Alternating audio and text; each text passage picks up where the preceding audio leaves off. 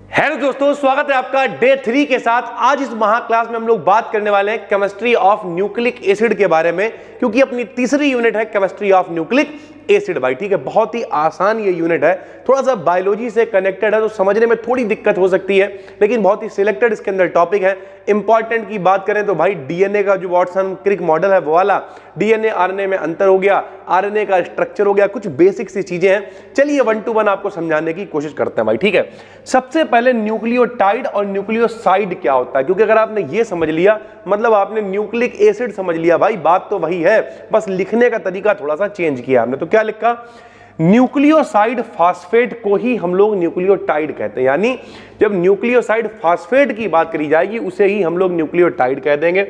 Neutral medium में hydrolysis कराने पर न्यूक्लियोसाइड और जो फास्फोरिक एसिड है वो दोनों अलग हो जाते हैं। सीधी सी बात है भाई, न्यूक्लियोसाइड फास्फेट इसका नाम है, मिलके न्यूक्लियोटाइड बना है। तो जब आप न्यूक्लियोटाइड की हाइड्रोलिसिस कराएंगे यानी जल अपघटन कराएंगे तो भैया न्यूक्लियोसाइड अलग हो जाएगा, और जो जल हम क्रिया करा रहे हैं वो फास्फेट के साथ में फास्फोरिक एसिड बना के अलग हो जाएगा। भाई ठीक है, यही हमने लिख दिया कि भैया न्यूक्लियोटाइड ये रहा, जल अपघटन यानी जल से क्रिया कराई, न्यूक्लियोसाइड और फास्फोरिक एसिड अलग हो गया। भाई ठीक है, इसमें प्रेजेंट पेंटोज शुगर की नेचर के आधार पर न्यूक्लियोटाइड दो प्रकार के होते हैं। कौन कौन से होते हैं सभी को पता है। एक होता है आरएनए जिसे हम लोग राइबो न्यूक्लियोटाइड कहा करेंगे, और एक होगा डीएनए जिसे हम लोग क्या कहेंगे, डिऑक्सी राइबो न्यूक्लियोटाइड। हम लोगों ने बचपन से पढ़ रखा ना, आरएनए, डीएनए, राइबो न्यूक्लिक अम्ल, डिऑक्सी राइबो न्यूक्लिक अम्ल, है तो वही सारी कंडीशन। भाई न्यूक्लियोटाइड उच्च अणुभार वाले पॉलीमर पॉलीन्यूक्लियोटाइड होते हैं, इन्हें न्यूक्लिक एसिड भी कहते हैं। हमने आपसे पहले भी कहा था, दो शब्द याद कर लो, एक पॉलीपेप्टाइड और एक पॉलीन्यूक्लियोटाइड। ठीक है, पॉलीपेप्टाइड का मतलब किसकी बात करी जा रही है, प्रोटीन की बात करी जा रही है। एमिनो एसिड आपस में जुड़ते जाते थे, पेप्टाइड बॉन्ड बनते थे, पिछले महा क्लास में दिखाया।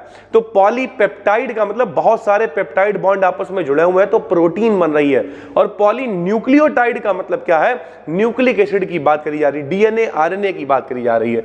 जब न्यूक्लियोटाइड का नियंत्रित अवस्था में हाइड्रोलिसिस कराते हैं तब राइबोज मोनोफास्फेट भी बनता है, जिससे यह प्रकट होता है कि फास्फेट ग्रुप होता है प्यूरीन या पिरिमिडीन बेस से ना जुड़कर राइबोज से जुड़ जाता है। भाई ठीक है, प्यूरीन पिरिमिडीन बेस क्या होते हैं भाई, एडेनिन, ग्वानिन, थायामिन, साइटोसिन, ये सब होते हैं। इनसे क्रिया नहीं होती, डायरेक्ट ये जो है बॉन्ड बना लेते हैं। भाई ठीक है, ये न्यूक्लियोसाइड 3 फास्फेट का स्ट्रक्चर बना हुआ है। ठीक है, ये किसका स्ट्रक्चर बना हुआ है, एडिनोसिन 5 फास्फेट का। ये दोनों स्ट्रक्चर काम के हो सकते हैं, इन्हें भी भाई आप देख लेना। ठीक है, 3 फास्फेट का मतलब क्या है, 1 2 3 नंबर पे देखो फास्फेट ग्रुप लगा हुआ है। फास्फेट मतलब क्या, PO4 देखो यहाँ पे लगा हुआ। भाई ठीक है, ऐसे एडिनोसिन 5 फास्फेट, तो गिन लो भैया कार्बन यहाँ पे 1 2 3 4 5 नंबर पे लगा हुआ है, तो ये 5 फास्फेट हो जाएगा। ये दोनों स्ट्रक्चर आपके काम के होने वाले हैं। भाई ठीक है, उसके बाद arrangement of nucleotides in nucleic acid, नाम से ही अभी नाम क्या है, पॉलीन्यूक्लियोटाइड। पॉलीन्यूक्लियोटाइड का मतलब बहुत सारे न्यूक्लियोटाइड जब जुड़ेंगे तब भैया बनेगा न्यूक्लिक एसिड। न्यूक्लियोटाइड को कैसे जोड़ा जाएगा वो हम यहां पर बताएंगे। ठीक है, तो न्यूक्लियोटाइड तथा न्यूक्लियोसाइड न्यूक्लिक एसिड की बेसिक यूनिट होते हैं, क्योंकि भैया न्यूक्लियोटाइड किससे मिलकर बना है, न्यूक्लियोसाइड से मिलकर बना हुआ है, तो ये बेसिक यूनिट है, यही जुड़ेंगे तो न्यूक्लिक अम्ल बनेगा। प्रयोगों के आधार पर यह ज्ञात हुआ कि न्यूक्लिक एसिड पॉलीन्यूक्लियोटाइड होते हैं, यानी बहुत सारे न्यूक्लियोटाइड जुड़े होते हैं, जिनमें न्यूक्लियोटाइड यूनिट आपस में पेंटोज फास्फेट बॉन्ड के द्वारा जुड़े होते हैं। कैसे जुड़े होंगे, लो भैया मेरे भाई यहाँ पे देखो, ये स्ट्रक्चर यहाँ पे बना हुआ है, क्या है देखो, ये देखो भैया, ये क्या है, पेंटोज है। ठीक है, यानी शुगर है, पेंटोज शुगर है, और ये क्या है बताओ, ये फास्फेट ग्रुप है, PO4 मतलब भाई फास्फेट ग्रुप है, पेंटोज फास्फेट। ठीक है, और ये जो पेंटोज और फास्फेट से मिला के हम लोग कहेंगे एक न्यूक्लियोटाइड। ऐसे 2 न्यूक्लियोटाइड, 3 न्यूक्लियोटाइड, ऐसे बहुत सारे जो जुड़ जाते हैं उसे कहते हैं पॉलीन्यूक्लियोटाइड, और उसी को हम लोग न्यूक्लिक एसिड कह देते हैं, चाहे आप डीएनए कह लो या फिर आरएनए कह लो। भाई ठीक, इन्हीं से बेस भी जुड़े होते हैं पेंटोज वगैरह से। तो इस तरीके चीजें चलती हैं। इस प्रकार 2 प्रकार के पॉलीन्यूक्लियोटाइड बनते हैं, एक आरएनए जिसे राइबोन्यूक्लिक एसिड कह देते हैं, एक डीएनए जिसे डिऑक्सी राइबोन्यूक्लिक एसिड कह देते हैं। भाई ठीक है, डीएनए आरएनए में अंतर क्या है, तो भाई बेसिक है, हम लोग 9th क्लास में पढ़ते हैं। डीएनए में क्या होता है, नाम उसका पूरा है डिऑक्सी राइबोन्यूक्लिक एसिड, उसका नाम क्या है, राइबोन्यूक्लिक एसिड। तो इसमें जो शुगर यानी शर्करा पाई जाएगी वो होगी डिऑक्सी राइबोज शर्करा पाई जाएगी शुगर, उसमें राइबोज शुगर पाई जाएगी। इसका मॉलिक्यूल 2 पॉलीन्यूक्लियोटाइड सीरीज से बना स्टेयर के यानी सीढ़ी के समान स्ट्रक्चर होता है। अभी आपको नीचे इसका स्ट्रक्चर दिखाएंगे तो इसमें 2 न्यूक्लियोटाइड मतलब 2 पूरे स्ट्रक्चर चलते हैं, इसमें केवल एक ही होगा, सिंगल स्ट्रक्चर चलता है, ठीक है। एक पॉलीन्यूक्लियोटाइड सीरीज होती है। इसके मॉलिक्यूल में कौन होता है? एडेनिन, ग्वानिन, थायामीन, साइटोसिन होता है। उसमें भैया थायामीन की जगह पर कौन होता है? यूरेसिल होता है भाई, ठीक है।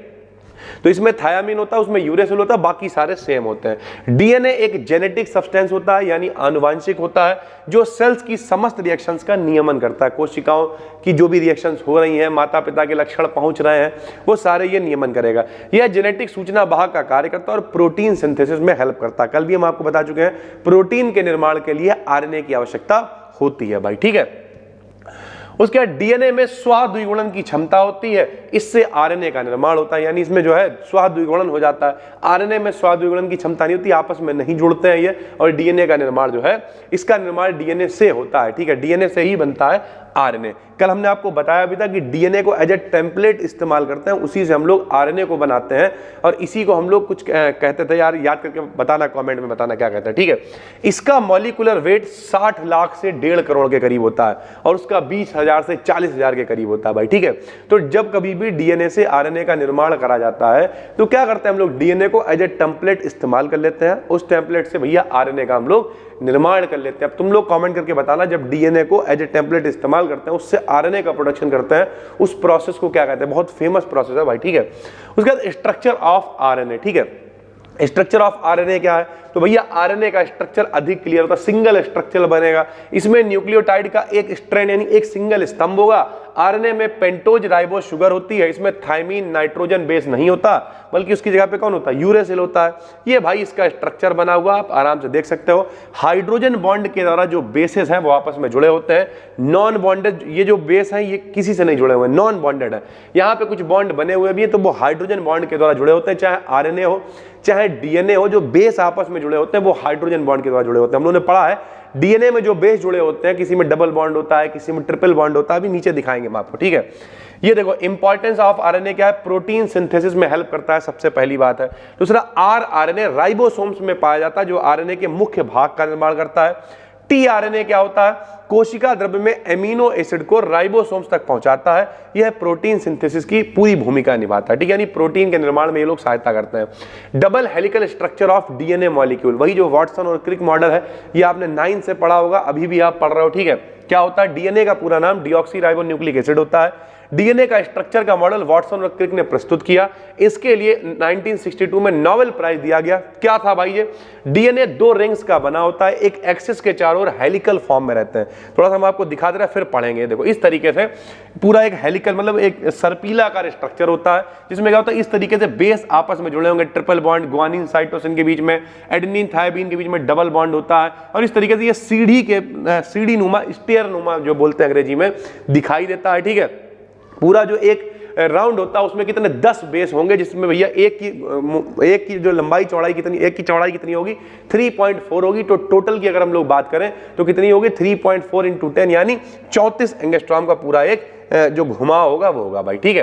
तो यहाँ पे देखो हमने क्या लिखा हुआ है, फॉर्म में रहते हैं। डीएनए मॉलिक्यूल एक घुमावदार स्टेयर यानी सीढ़ी जैसा दिखता है। यह रिंग शुगर और फास्फेट, वही वाली बात अभी आपको दिखाया, पेंटोज शुगर होती है, साथ में फास्फेट की यूनिट आपस में जुड़ी होती है, न्यूक्लियोटाइड बनता, पॉलीन्यूक्लियोटाइड की पूरी एक चेन बन जाती है, और स्टेयर में 2 पिलर बनते हैं। इनसे जुड़े बेस पेयर स्टेयर के डंडे के आकार का काम करते हैं। वही जो बेस आपको दिख रहा है, एडेनिन, ग्वानिन, थायमीन, साइटोसिन जो भी है, वो भैया क्या कर रहे हैं? डंडे के समान काम करेंगे। प्रत्येक रिंग के हजारों न्यूक्लियोटाइड जुड़ते जाएंगे, सीरीज बनाते जाएंगे।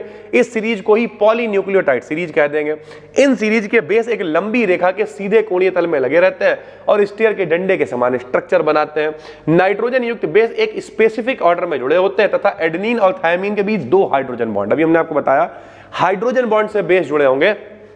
एडेनिन और थायमीन के बीच में 2 हाइड्रोजन बॉन्ड होंगे, जबकि साइटोसिन और ग्वानिन के बीच में 3 हाइड्रोजन बॉन्ड होते हैं भाई, ठीक है। 2 बेस पेयर्स के बीच में देखो 3.4 एंगस्ट्रॉम की डिस्टेंस होगी, यानी जो 2 बेस पेयर हैं उनके बीच में डिस्टेंस कितनी होगी? 3.4। और टोटल कितने होंगे भैया बेस पेयर? कितने? 10 होंगे। एक मोड़ में 10 बेस जुड़े होते हैं। इस प्रकार एक मोड़ की जो लेंथ है वो कितनी हो जाएगी? 34 एंगस्ट्रॉम हो जाएगी। जबकि डीएनए मॉलिक्यूल का डायामीटर जो होगा, यानी उसका डायामीटर समझते हो व्यास कितना है, तो वो 20 एंगस्ट्रॉम हो जाएगा। ये अब आपको डायग्राम बनाना होगा, इस तरीके से आप पूरी चीजों को दिखा पाओगे, ठीक है। ये है डीएनए का डबल हेलिकल स्ट्रक्चर भाई, ठीक है। उसके बाद ये थायमीन और एडेनिन, साइटोसिन, ग्वानिन कैसे जुड़ते हैं आपस में, वो बॉन्ड यहाँ पे दिखाए हुए हैं, तो वो बॉन्ड भी आप आराम से दिखा सकते हो। ये थायमीन का स्ट्रक्चर है, ये एडेनिन का स्ट्रक्चर है, हाइड्रोजन बॉन्ड के द्वारा ये लोग आपस में जुड़े हुए हैं भाई, ठीक है। ये जो लाइंस आपको दिखाई जा रही हैं ये सब हाइड्रोजन बॉन्डिंग है भैया, ठीक। न्यूक्लिक एसिड क्या होता है, CHN व P से बने हाई मॉलिक्यूलर मास वाले कलर। अच्छा, न्यूक्लिक एसिड के बारे में ही हम लोगों ने पूरी चर्चा करी है, लेकिन कई बार न्यूक्लिक एसिड की डेफिनेशन आ जाती है। हम इसलिए बता रहे हैं ताकि आपको एक बेसिक सा नॉलेज हो जाए। जिन बच्चों के पेपर ऑब्जेक्टिव है उन्हें कोई दिक्कत नहीं है, लेकिन कल को आपको किसी को पढ़ाना पड़ेगा, पहली बात। दूसरी बात यह है कि किसी के पेपर डिस्क्रिप्टिव है तो ये सब काम में आएगा। Watson Crick model most important, DNA RNA में अंतर most important, nucleotide most important, ठीक है, आरएनए का स्ट्रक्चर मोस्ट इंपॉर्टेंट, सारी बेहतरीन कंटेंट। भैया छांटने में टाइम लगता है, सब कुछ छांट के लेके आ रहा है तो मन लगा के आपको पढ़ना है। CHN और फास्फोरस से बने हाई मॉलिक्यूलर मास वाले कलरलेस पॉलीमर होते हैं, इन्हें पॉलीन्यूक्लियोटाइड भी कहते हैं, ठीक है। इनका मोनोमर न्यूक्लियोटाइड होता है जो 3 केमिकल कंपाउंड से, कौन कौन होता है, पेंटोस शुगर होता है, फास्फेट ग्रुप होता है और नाइट्रोजन बेस होता है। अभी आपको हमने ऊपर स्ट्रक्चर दिखाया था भाई, ठीक है। तो अगर इसमें हम लोग, अब कुछ लोग कहेंगे सर जी ये महा क्लास है, इसमें तो बहुत छोटा, भाई इतना ही सिलेबस है। रियलिटी में अगर हम लोग बात करें तो हमने आपको ऑब्जेक्टिव भी पढ़ाया, तो इसके अलावा कुछ हम लोगों को देखने को मिला नहीं। तो न्यूक्लियोटाइड यानी न्यूक्लिक एसिड के बारे में पढ़ लेना, जिन बच्चों के पेपर डिस्क्रिप्टिव होने जा रहे हैं। उसका डीएनए का मॉडल जरूर याद कर लेना, ये लॉन्ग में आ सकता है। आरएनए का स्ट्रक्चर देख लेना। इसके अलावा इस यूनिट में इतना ज्यादा कुछ है नहीं। उम्मीद करते हैं आपको समझ में आ गया होगा। ये पीडीएफ आपको कहां पे देंगे, टेलीग्राम पे आपको ये पीडीएफ मिल जाएगी। टेलीग्राम आप जाके सर्च करोगे BDKDN BSc, वहां पे जैसे ही वीडियो शेयर करेंगे वैसे ही पीडीएफ भी वहां पर शेयर कर देंगे। हाँ, मालूम है पिछले 2 महा क्लासेस की पीडीएफ नहीं पड़ी है, कोई दिक्कत नहीं। आज रात में भी इसलिए बैठेंगे, जो पीडीएफ रह गई है, जो कंटेंट रह गया भाई।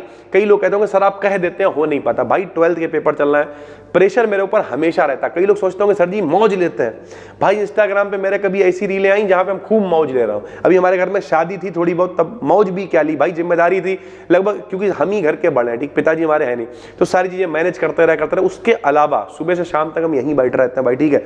बहुत प्रेशर रहता है। अभी 6 सेमेस्टर का बहुत सारा कंटेंट बनाना है, बहुत सारी चीजें हैं, और हम इस बात से खुश हैं क्योंकि हम हमेशा आपको सिखाते हैं। हमारा मानना ये, एक टाइम था जब हमें लगता था मेरे पास और काम हो। आज काम है तो पीछे नहीं हटना, भगवान करे और काम हो और काम हो। जिंदगी काम करने के लिए तो है भाई। कहते नहीं, लड़कपन खेल में खोया, जवानी नींद भर सोया, बुढ़ापा देख कर रोया, यही किस्सा पुराना है, सजन रे झूठ मत बोलो, खुदा के पास जाना है। तो मेहनत तो करनी है भाई, हम तो कर ही रहे हैं, आप भी लगे रहिए। नए हैं तो चैनल को सब्सक्राइब करिए, पुराने हैं तो नोटिफिकेशन बेल को ऑन जरूर कर लीजिए। आज तीसरा महा क्लास था, टोटल ऐसे 8 वीडियोस आपके लिए लेके आ रहे हैं। और जो लोग एप्लीकेशन पे देख रहे हो, चाहो तो डिस्क्रिप्शन में लिंक है, सारी चीजें एक जगह में मिल जाएंगी। कंटेंट सेम ही होता, बस ढूंढना नहीं पड़ेगा। पीडीएफ सारी चीजें एक जगह पे मिल जाएंगी, और वरना सारी पीडीएफ टेलीग्राम पर भी आसानी से मिल जाएंगी। लगभग 50,000 के करीब लोग वहां पे जुड़े हुए हैं। इंस्टाग्राम पे BDKDN को जरूर फॉलो कर लेना, लगभग 22,000 के करीब लोग वहां पे फॉलो कर रहे हैं। काफी अच्छा लगता है, बहुत बड़ा प्रिविलेज फील होता है। हम मिलते हैं फिर आपसे, तब तक के लिए धन्यवाद, थैंक यू।